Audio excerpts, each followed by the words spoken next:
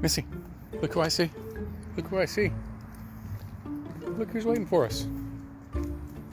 We were coming home from a walk, and all of a sudden, I see Pumpkin pop out from the shrubs and runs up to us, like tail up. All right, let's go home now, guys. And they're walking side by side the entire rest of the walk back home. That's all he wants to do is be right there next to her. If Missy is laying down, sleeping, Pumpkin will walk up to Missy and start grooming her. And Missy just lays there and lets him do that. It's the sweetest thing. I certainly didn't expect that. I never would have imagined Missy would get along with a cat. Missy came first. She was a stray dog running around loose in my neighborhood.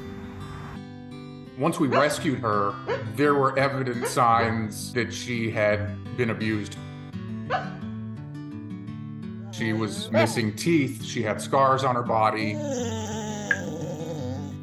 The initial thought was we would take Missy and we would foster her until we found her a permanent home. She had a very guarded personality because of what we assumed she had been through. But she was just the sweetest. You're so good, there you go. So, in a nutshell, we wound up adopting Missy. And about 4 or 5 months after this orange and white cat showed up outside, they are very different. So, there was never any intent of befriending Missy and Pumpkin. Missy is very anxious.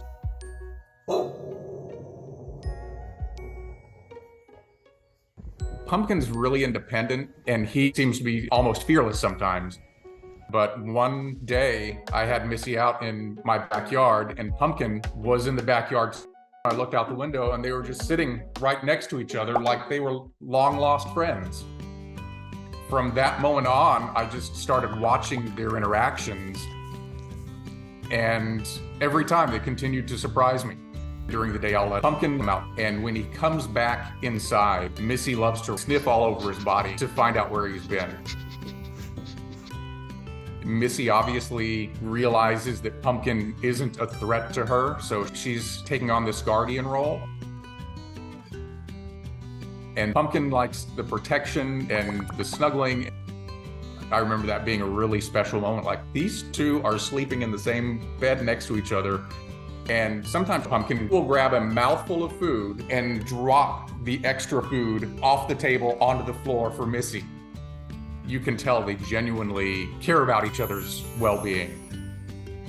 Missy and Pumpkin's relationship definitely breaks stereotypes.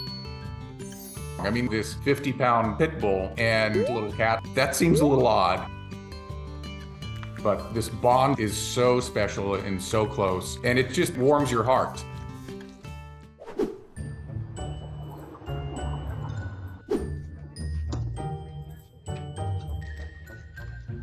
I went outside to look for him one day, and he had a jack-o'-lantern, but I had not carved a jack-o'-lantern. I didn't have any pumpkins. He had actually let himself out, stolen a neighbor's pumpkin, and brought it home. It's unbelievable. Carlton is really careful. He always shuts doors behind himself. I only knew that he left because he had the pumpkin. Yeah, that belly is full of pumpkins. Can you believe it? In 2019, I was volunteering with an organization called Central Texas Pig Rescue, and I saw Carlton posted there. All I could think was he was just so cute. Go, go, go. The night that I met him, the first thing he did was jump over the back seat and come right up to the front and get in my lap. Oh, good morning. I knew then that he was going to be very social and that he was going to do whatever he wanted. Carlton, those are organic blueberries. You should just be grateful. Carl. But I learned really quickly that the most difficult thing about pigs is probably their intelligence. I had to buy the toddler locks and things to keep him out of trouble. And I thought that I had him set up where he could not get out. What is it? But it turned out that Carlton had been stealing pumpkins all along, and I did not realize it. Carl, where did you get that? When I first found the pumpkin in our yard, I wanted to find what neighbor it was. Once I put the post in my neighborhood Facebook group, people kind of came out of the woodworks. Neighbors sent us their doorbell camera video where Carlton is on their porch eating their pumpkins. That's really good.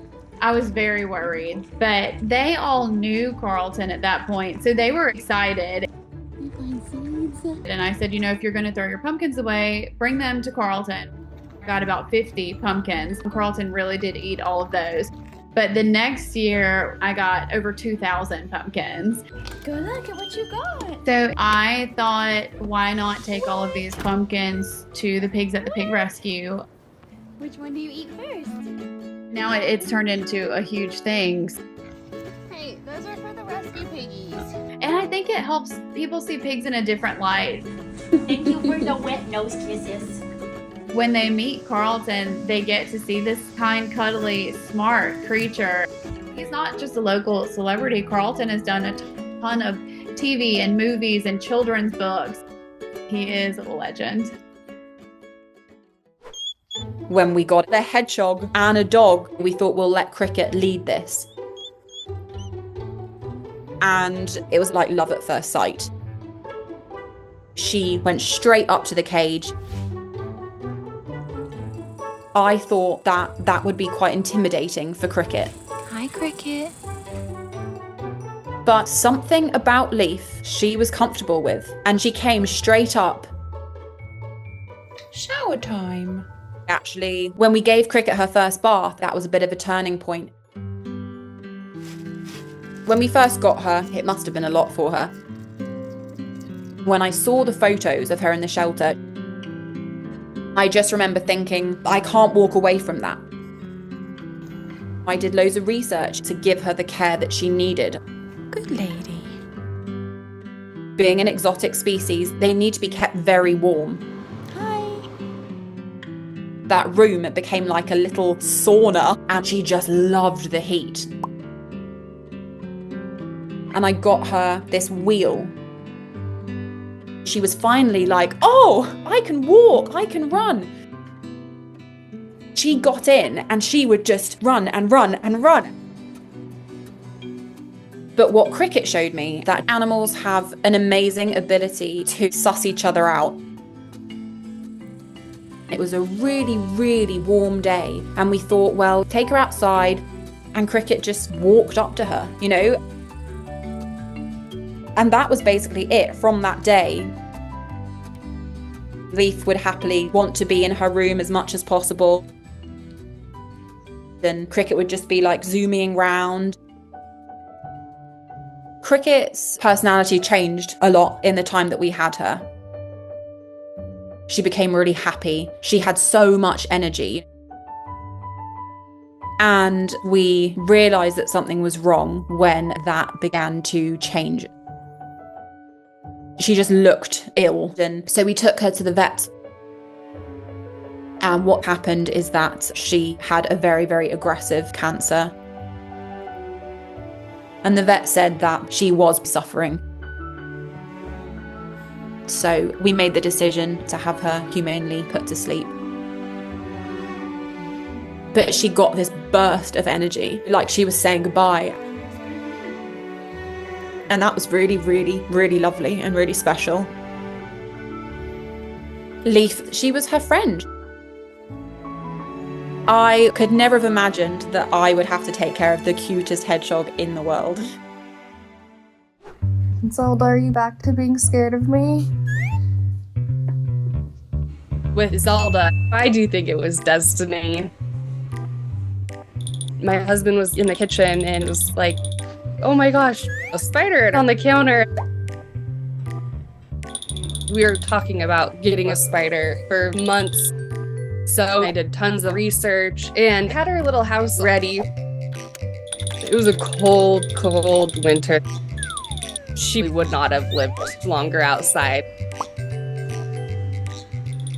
We're like, do we keep her in her home or not? I tried to pick her up and put her in her house. And right away, she crawled around, went in her little nest, and started making webs. It's amazing how Zelda came into our lives. But she was very skittish. I've tried to hold her, but she won't let me. She started doing these little jump rolls. So I thought she was unhappy. Because she is a wild spider, and they belong in the wild. It was the spring outside, so I tried to let her go. I put her little door open towards the plants, and she left. But then an hour later, she's back in her home. I think she truly loves her home. She runs around her home all the time. She loves that there was plenty of food. It's fun seeing how she makes her hammocks or beds. She provides us with entertainment and love. We have a mutual understanding of each other. Some people don't like affection and to be held, and she's just one of those little creatures. Now she's definitely way more chilled out. She won't let us hold her. It took a long time. Aw, Zelda, she's our friend now. It's very brief, but I feel really happy. When I look into Zelda's eyes, I see a cute little friend. I see thank you for feeding me and giving me water. We'll let her out again. She wants to be outside in summer. But for now, she's my little family member. She knows I love her, and she loves me too. You've been yelling all day. Yeah. What you doing, Scooby Doo? I do picture him as a very mischievous little gremlin.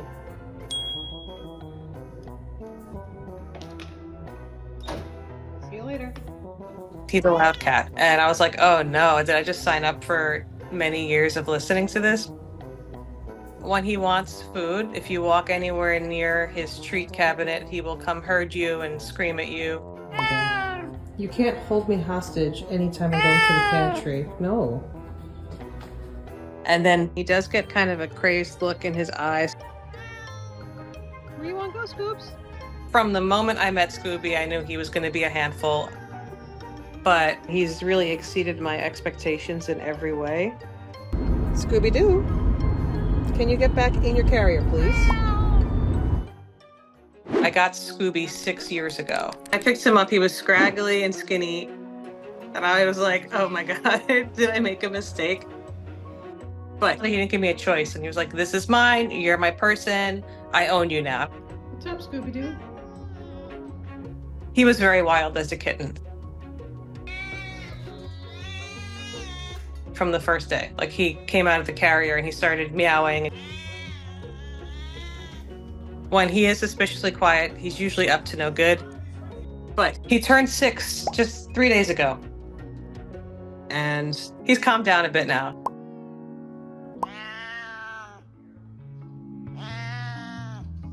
We have conversations. I don't know how other cats work, but he does talk back. Then he just wants to sit with me and watch TV, which is great for me.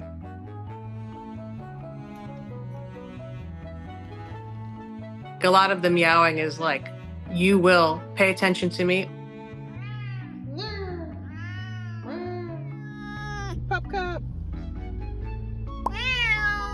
And he has to be touching some part of me at all times.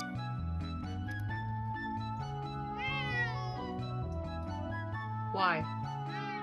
He's just like a toddler in the house. You're just gonna give up on it in a week, Scooby. I absolutely would not change anything.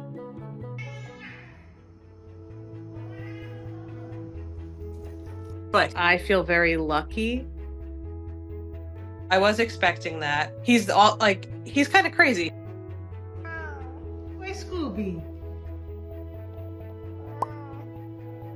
But I do feel honored to have such a special and unique cat.